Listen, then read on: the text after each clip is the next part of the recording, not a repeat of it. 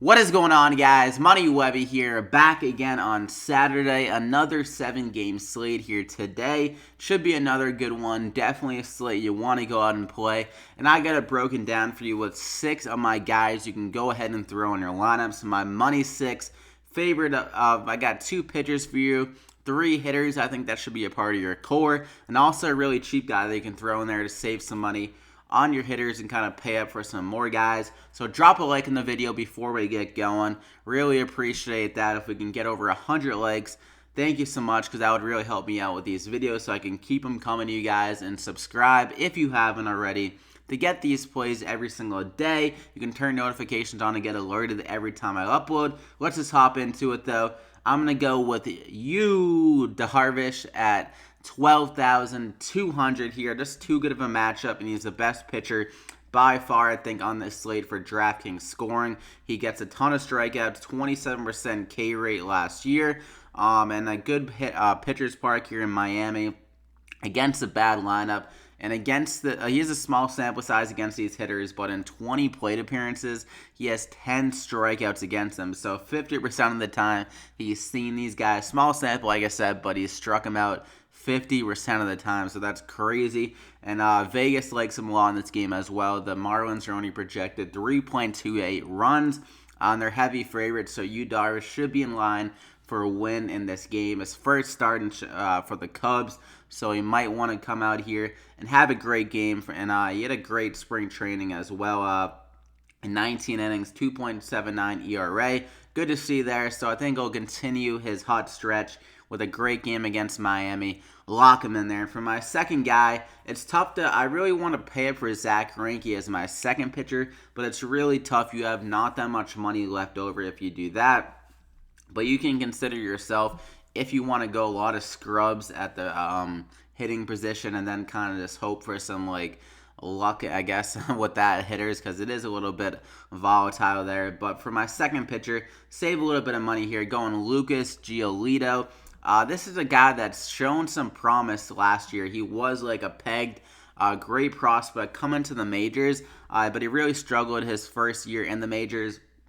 But he had a nice bounce back year last year. In a couple of starts, he had 7 starts last year. ERA not too bad, 2.38. Strikeouts weren't great for DraftKings scoring. He didn't get that many strikeouts. But the thing is, with over spring training, I mean, you can't put that much weight into it, but he was striking out a lot of guys in spring training. Great to see there, and he looked very well. A lot of people think he's going to be a breakout guy this year. So normally, where there's smoke, there's fire. If these guys are saying that he's a great prospect, I'm going to trust him there. I think he's in a good spot here against Kansas City. Their lineup is not great. Besides their 2 through 4 guys, if you can get through that meat of the order, then you can have a very good game.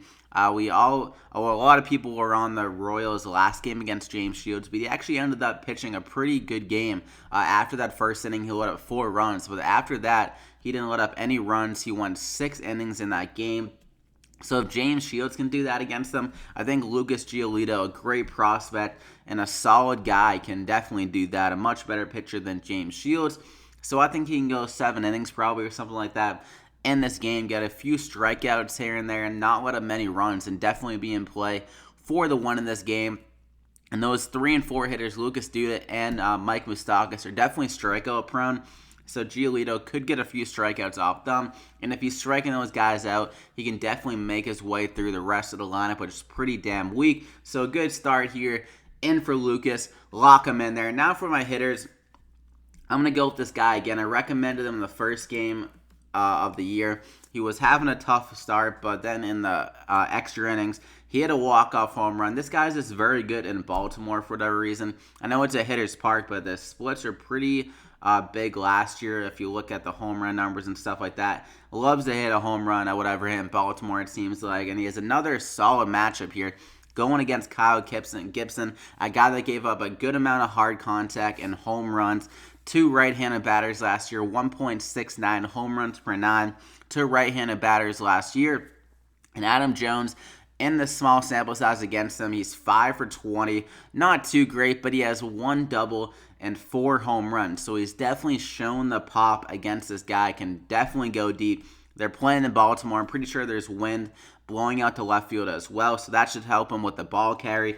So I think he'll continue his power surge here in Baltimore with another possible extra base hit, maybe even another home run. So lock him in there, and he's in that meat of the order, so has some RBI opportunities as well. And for my second guy, Byron Buxton, we're going to go more with more of a steal kind of approach here. The stolen bases is a great way of generating drafting points. You get 5 drafting points for a steal. So if you don't try to attack the power with guys, another way you can really attack it is kind of trying to predict stolen bases for some of these guys. So Byron Buxton is definitely a guy that can get a few steals. Last year he had 30 steals. Great year out of him. He had some good pop as well as 16 home runs. And Andrew Cashner is an easy guy to steal on. And Buxton is one of the best base runners in the league. Like I said, 30 stolen bases. So that's a great combo. Buxton can definitely get a stolen base on him if he just gets on base. And he's seen him in 2 plate appearances. The one time, one of the times he got a stolen base, and the other time he didn't. So if he just gets on base like 1 or 2 times, I think he's going to get a stolen bag here in this game at 3,900.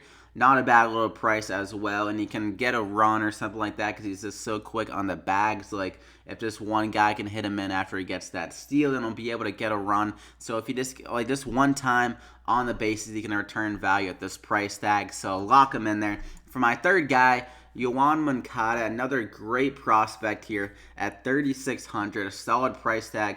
He's batting up in the order. He was a leadoff hitter last game, I believe, and he's just much better against right-handed batters, or right-handed pitchers, I mean.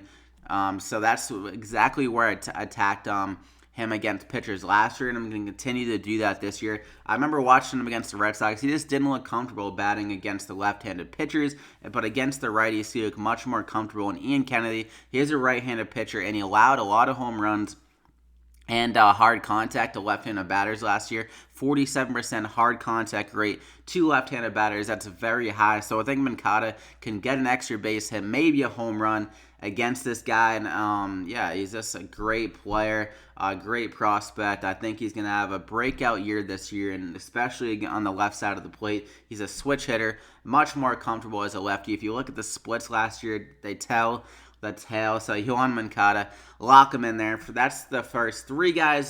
So for my cheap guy, though, my value guy at 3,100, I'm going to go with Brandon Belt here. At first base, 3,100, like I said. Another guy that has some great pop to him. And he's much better against right-handed pitchers.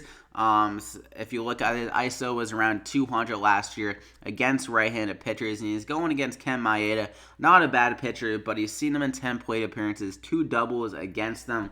And the Dodgers Park is a park upgrade for Brandon Belt compared to San Francisco, so maybe he can hit a home run in this park. There's some slight wind blowing out to right field, but the wind doesn't matter that much here in this park. A little bit of humidity, so maybe the ball can carry for the Belt, man. A tough start to the year, but that was against 2 lefties, so I think he'll be a little bit pissed off about that and try to get it going against the right-handed pitcher in this game. And he's up in the meat of the order, so can definitely get a few RBI opportunities as well. So lock him in there, and that gets you up to 3,500 remaining per player. I love all these guys. Some great value with all of them. So I hope you guys enjoyed the video, got something out of it. You can comment any questions or anything like that on the video, or you can reach out to me on Twitter at MoneyWebby for any other questions you might have.